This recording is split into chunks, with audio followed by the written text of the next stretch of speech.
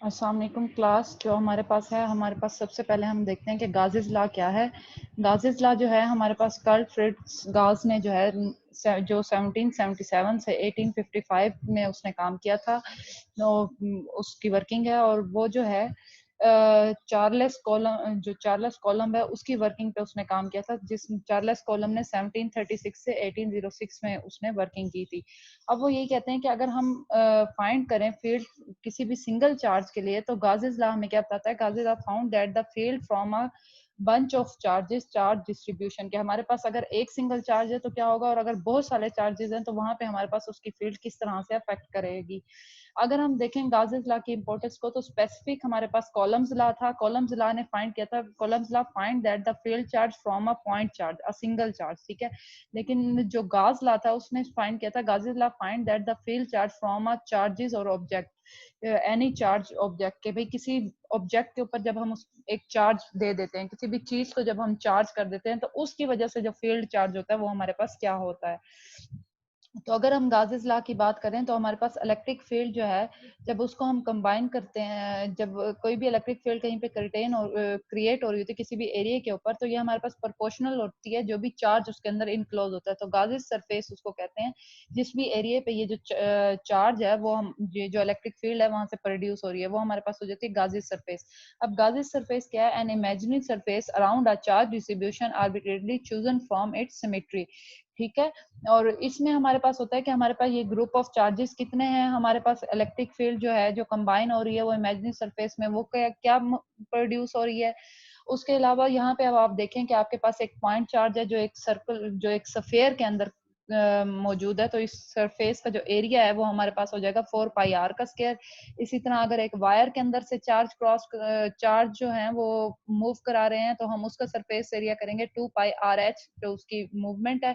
उसके बाद अगर हम देखें एक स्ट्रेंज शेप, जिसकी हम कहते हैं कोई स्पेसिफिक शेप नहीं है, अपनी मर्जी से मतलब खींची हुई है, उसके अंदर चार्जेस भी नहीं पता कितने होंगे, तो ये हमारे पास स्ट्रेंज सरफेस होगी और इसको कैलकुलेट करना पड़ेगा। और पैरेलल प्लेट जब होगा, या पैरेलल प्लेट कैपेसिटर जैसे हम कहते हैं, तो वो हम पे हमारे पास एक बॉक्स का एरिया होगा, और ये जो बॉक्स का एरिया होगा, ये सरफेस होगी, ये हमारे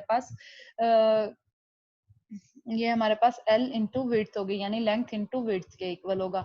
जब हम देखें गाज़िस लॉ को, तो गाज़िस लॉ हमारे पास जिस चीज के लिए क्रिएट होता है वो होता है हमारे पास इलेक्ट्रिक फील्ड और चार्ज इनक्लोज, जो उसके अंदर चार्ज जो है वो क्लोज होगा, ठीक है। इलेक्ट्रिक फील्ड अगर हम देखें, हमारे पास इलेक्ट्रिक फील्ड लाइंस क्या हैं, जितनी भी फील्ड लाइन ज्यादा होंगी उतनी स्ट्रॉन्गर फील्ड होगी। जैसे आप देखें कि आप एक छोटे से मैग्नेट के करीब कोई लोहे की चीज लेके जाएं, वो उसे हल्का खींचेगी, लेकिन बड़े मैग्नेट के करीब आप हाथ लेके जाएंगे, जिस चीज को आपने हाथ में पकड़ा है, लोहे की चीज लेके जाएंगे, वो यकदम आपको खींचेगा। तो वो क्या है कि जब भी मैग्नेटिक फील्ड लाइंस होंगी वो उसी तरह स्ट्रॉन्गर फील्ड क्रिएट करेंगी। जब हम फील्ड लाइंस की बात करें, तो फील्ड लाइन हमेशा जो है ये हमारे पास किसी भी सरफेस से आउटवर्ड होती हैं, ठीक है।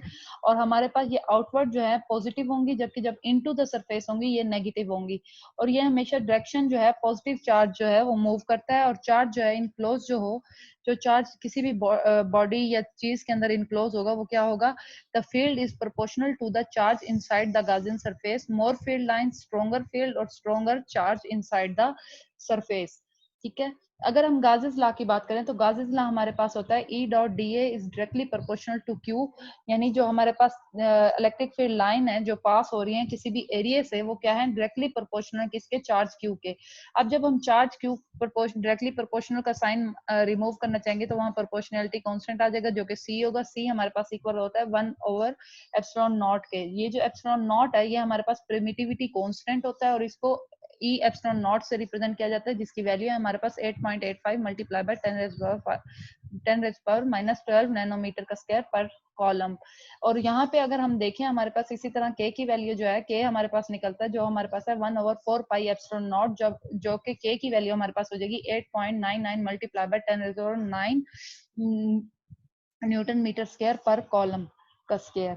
तो हम E dot D A is equal to Q over epsilon naught कर सकते हैं, क्योंकि वहां पे अगर हम सी की जगह 1/एप्सिलॉन नॉट पुट करें तो उसके बटा में आ जाएगा। तो यहाँ पे हमारे पास ये ई डॉट डी ए बताएगा कि हमारे पास कितनी फील्ड जो है वो उस एरिया में क्रिएट हो रही है, और ये जो हमारे पास उस एरिया में जो फील्ड क्रिएट हो रही है ये हमारे पास इलेक्ट्रिक फ्लक्स को शो कराएगा। तो how much field come through the certain area, के इसमें से कितनी फील्ड जो है वो क्रिएट हो रही होगी। तो गाउसेस लॉ जो है वो असल में हमारे पास electric field coming through the certain area is proportional to the charge enclose by A, तो हमारे पास फ्लक्स को रिप्रेजेंट करता है phi E is equal to E dot D A, जो कि हमारे पास इक्वल टू हो जाएगा क्यू ओवर एप्सिलॉन नॉट। अब फाई ई जो है ये हमारे पास इलेक्ट्रिक फ्लक्स है या field through a certain area. अब ई जो है हमारे पास इलेक्ट्रिक फील्ड है, ए एरिया है, क्यू चार्ज है जो इनक्लोज होगा किसी भी ऑब्जेक्ट के अंदर, एप्सिलॉन नॉट जो है ये परमिटिविटी कांस्टेंट है।